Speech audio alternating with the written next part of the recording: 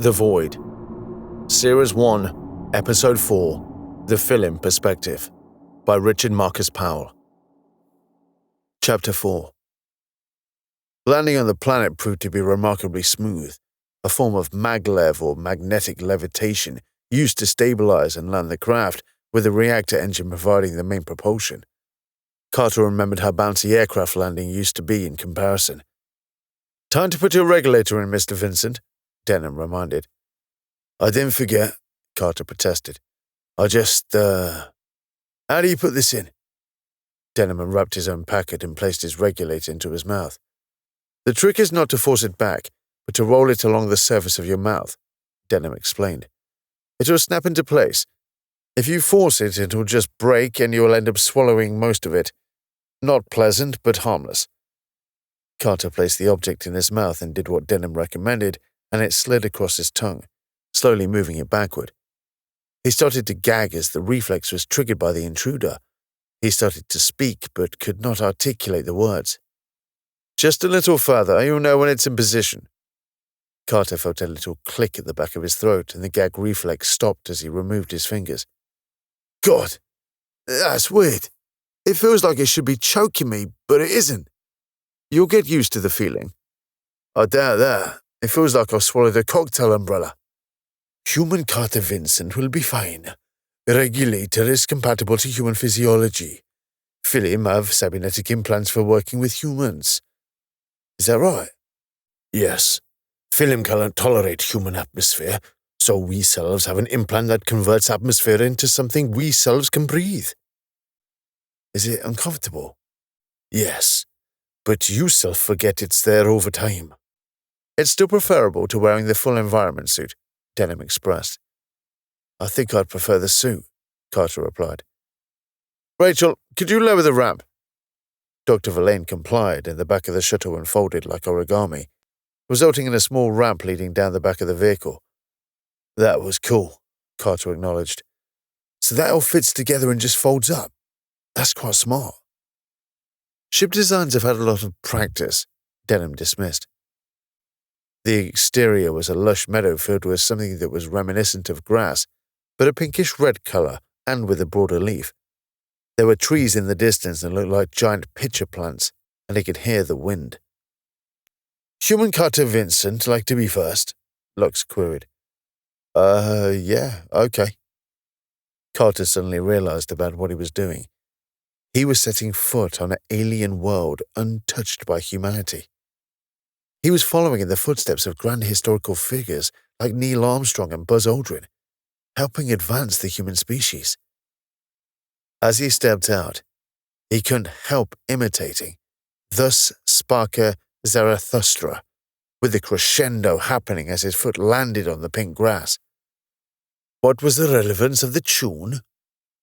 "Oh, it comes from an old movie," Carter responded sheepishly. "You don't know what I'm referring to. It may have been lost to antiquity, Mr. Vincent.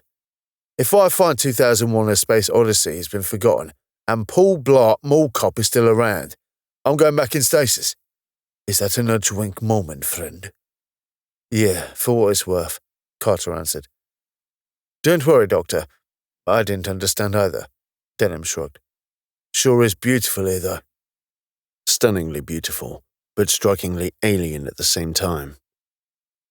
To the left was a tree with long, distended fronds that reached to the ground from the very top. The fronds appeared to glisten and had what appeared to be a hook at the end. The trunk looked broad and not unlike coral, with a flat top. However, because the fronds radiated from the top, it looked as though it was at least slightly hollow. Something passed him through the pink grass. It had a flat top and looked like a slab of stone from his point of view, but it was pushing itself along the floor, whatever it was. Another creature glided by, looking like a stomach with leathery wings. "Elizabeth would love this," Carter sighed as melancholy settled upon him again, especially the pink grass. "Come on, let's find Dr. Nevon, who watches with patience." Denham quickly noted how Carter invoked his daughter's name and sought to distract him before he could start brooding. He thought reminding him of the discomfort he felt during the Makeen might do it. "Where did she land?" Rachel asked. Just over there, over that ridge. Carter looked in the direction Denham indicated, taking in the scenery. The pink grassy hills undulated in the distance. Weird rock-like trees grew in clusters before converging into a geometric forest. Some creatures grazed in a field, their elongated bodies hosting multiple pairs of legs, but no distinct head. Instead, it just lowered itself down onto the pink pseudo-grass and started eating through a mouth located on its underside. As they moved around slowly, they seemed to be grumbling at each other, guttural noises that didn't form anything articulate, just instinct. Looking upwards, the sky was a deep azure with few clouds drifting across, isolated from each other. The sun looked very similar to the one he was used to, only appearing larger, which was disconcerting in itself. As the group started moving, Carter paused to look at the tree they were near. Something small and possessed of only a single foot hopped out of cover and started to lick the fronds. Carter was entranced by the tiny creature and moved to get a closer look. He started talking to it, much as he did with his daughter's cat. "Friend, do not get too close," Dr. Lux Pang recommended. "Things may look harmless, can be deadly." Carter acknowledged this by backing away a little. The little one-footed critter returned to licking the frond before it suddenly reacted, wrapping itself around the tiny animal and retracting the whole limb back into the trunk. The top of the tree was not just an end to the trunk. It was a mouth. The little animal squeaked before it was ended by the carnivorous plant. "Don't get too close. Good rule," Carter commented, stunned by the sudden strike. "Nature is violent, human Carter Vincent," Lux observed as they started to catch up with Denham and Rachel. "Red in tooth and claw," Carter paraphrased. "An interesting way to phrase it. It comes from a poet, Tennyson, I think. Not familiar with that one. Poetry is an interesting aspect of humanity. Difficult for ourselves to process, but undeniably curious," Lux expressed. "Words are music. The Fillim not have poetry then? Words are as functional as ourselves. They are descriptors.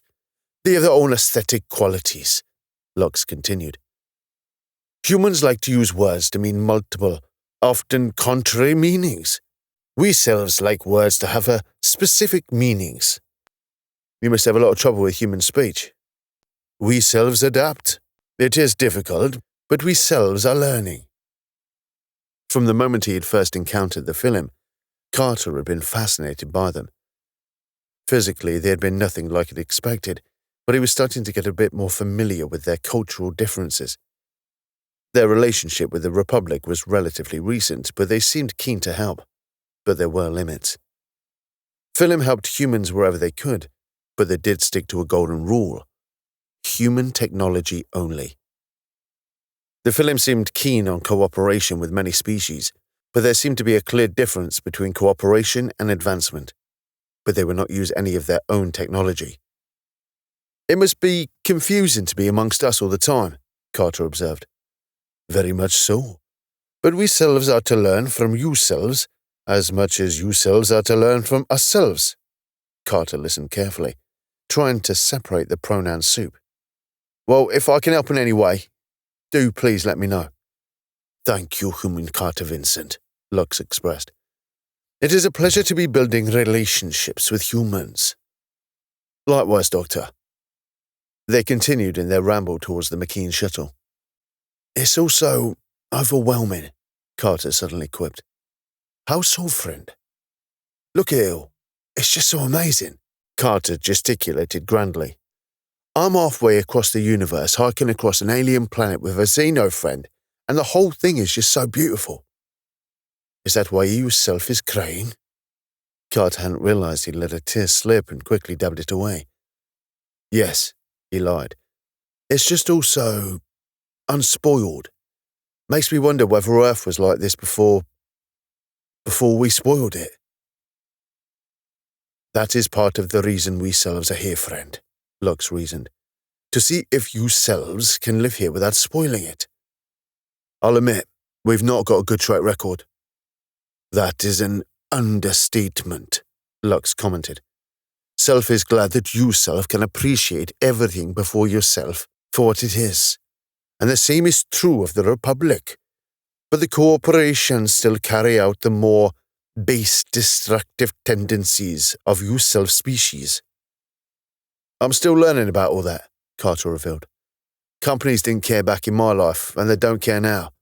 I think the only thing that's really changed is that they're more honest now. They stop pretending. That is not a good thing. No, it's not. It's just different, Carter mused. Anyway, the corporate empires are not the Republic. They had crested the ridge and could see the Makeen shuttle. The doctor was already analyzing the environment, manipulating a device in her powerful paws with a dexterity that belied her size. "Doctor!" Denham called out. They quickly closed the distance between them and met up with Dr. Navon, who watches with patience. Hello again," the giant saurian creature greeted. "This is as close as I could land. My transport is too big to land any closer." "Well, we're all here now," Denham acknowledged. "I see you've started doing the analysis. With Dr. Verlaine's assistance, I can start setting up the crawler drones for the long-term analysis. Dr. Lux Pang could start cataloging the flora and fauna." "I would be happy to, human Dr. Denham Richt." "Mr. Vincent, could you give the doctor a hand?" "Sure." "I have all the equipment you need, Doctor," Dr. Nevon, who watches with patience, announced. "Thank you, Doctor," Lux responded, spinning his way toward a shuttle. Hearing the honorifics being referred to so freely, Carter started to feel a little inferior. He was the only non-doctor present and felt like a glorified assistant. This was always meant to be training for him, intended to give him hands-on experience in working with other cultures.